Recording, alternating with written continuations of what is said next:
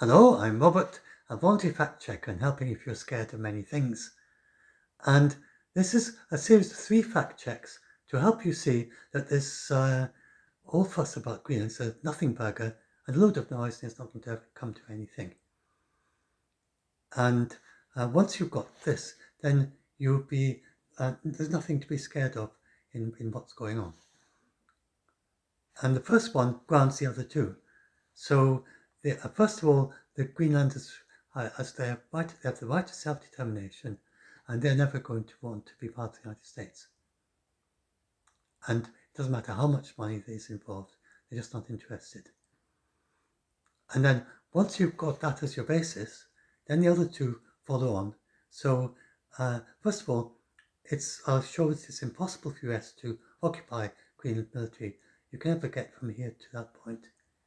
It wouldn't involve any kind of fighting, and there's no way that even makes sense. And if you try and flesh it out, there isn't any scenario we end up with the Americans who are defending Greenland suddenly turning on the people they're defending, or attacking the very few military in Greenland that aren't Americans.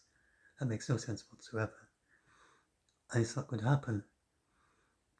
And any attempt to Trump to order them to do that is going to lead to him being impeached. And then the last thing is that there's no legal way in US law. US law can never recognize Greenland as a US territory unless it's the self-determination of the Greenlanders. So no matter what Trump might say in an executive order, if he were to say that Greenland is part of the United States, it wouldn't be in US law. And any court anywhere in the United States, doesn't matter which it's taken to, would just say that's not true. This is incorrect, and just strike the executive order down. Probably even the district court wouldn't take it. Never mind go all the way to the Supreme Court if he tried to appeal it. So those are the 3 things, and but it's all grounded in the first one, so that's what this first video is about. So I use this metaphor. Let's see how does it do if I magnify it like that. Yeah, that works better.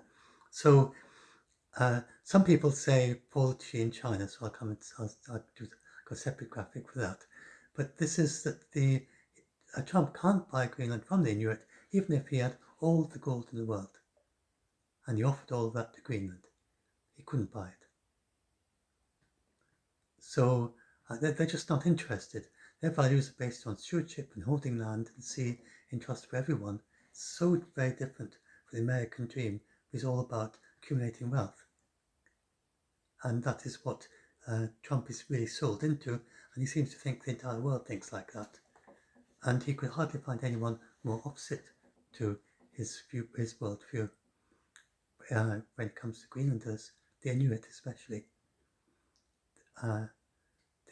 They don't own their houses, so they don't own the land the house is on. So if you have a garden, you don't own the garden around your house. You have the all you have is a kind of the ownership of you have the land, you have the right to use the house that you built, and you have the right to use the land that it was built on. So everyone who is a Danish citizen has the right to set up and build a house in Greenland and live there and have it as their home. And if you're not a Danish citizen, you can't get that right, except for businesses and mining operations in certain very well defined conditions. And otherwise you'd have to rent, because you don't have the right to have a house of your own in Greenland. That's just the way they do it. And then the sea and the land they think of it as something held in trust for all of the Greenlanders. And each local community holds in trust the land and sea that they're responsible for the entire community. So that's the way they think. And people who think like that, they just don't want to be part of the American way of doing things. And so if you look at this is from the draft constitution for independent Greenland. So eventually they're going to expect to become independent. And they've got this constitution that they drafted at one point. It hasn't been finalised, and probably a lot of work before they finally do have a constitution. But these basic principles, the Greenlandic people are part of nature. We must protect nature, its ecosystems, biodiversity, and all its life forms. We live from and with nature, which is an inviolate principle for a sustainable society in the future. Greenland is based on collective rights, and the principle of common ownership of all our land, sea, and resources is inalienable. So that's how the Greenlanders think, and they're not. You can't buy something like that. This gold. So I've got there. I imagine the people in this big lump of gold. That's all. If you've got all the gold in the world, it's a surprisingly small amount, really. It's 22 meters by 22 meters. I scaled that relative to that, which is about maybe 6 or 7 meters long, and then I just popped it into the scene as if it was behind the house. You've got those people looking out and say, "This big lump of gold that's sort of docking out for you. What do you want that for? Not interested." And that's basically how they think about it. If they had to exchange what they've got for that, they wouldn't be interested. So here's a summary from the International Work Group for Indigenous Affairs. There's no privately owned land in Kalalat Nunuat, the indigenous name for Greenland, because as nomads they follow the migration routes of game animals, and it just wasn't possible to divide hunting areas into private areas. So the basic principle is the land is collectively owned and use is subject to general territorial rights. So when the right to participate is rooted in the membership of a local community. So there's a general territorial right for the entire settlement, and an individual preferential right is the right to use, for instance, a special fishing spot that might be inherited through the family. And that kind of right and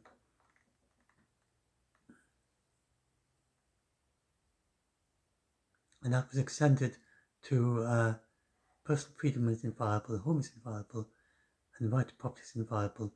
Nobody can be obliged to give up his property, and that means his house and the things he owns.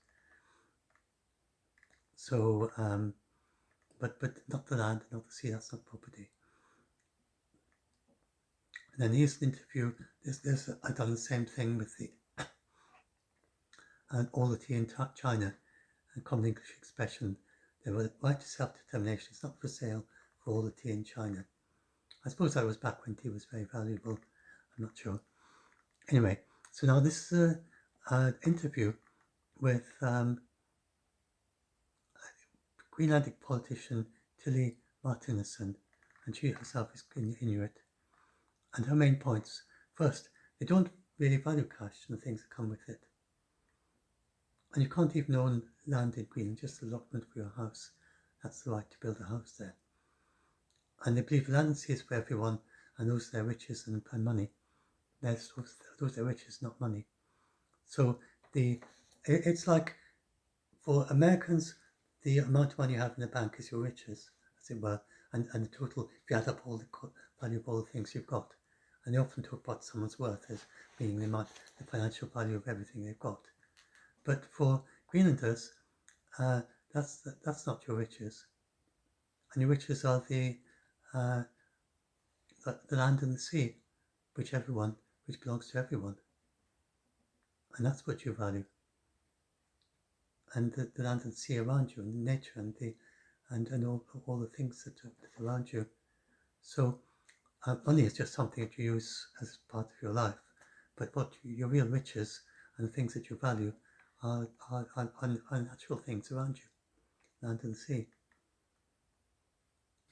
And so even if they were given $100,000 per person, they wouldn't give up their free healthcare, free education, being part of Europe and their sovereignty. And then they look at the Americans, they even want to shoot their friends or invade their friends for greed. And the minerals always underground is worth far more. So the Greenlanders look at their island and this. Greenlanders are in the middle of a difficult transition to try and see how they can pay for their way of life if they're finally independent of Denmark.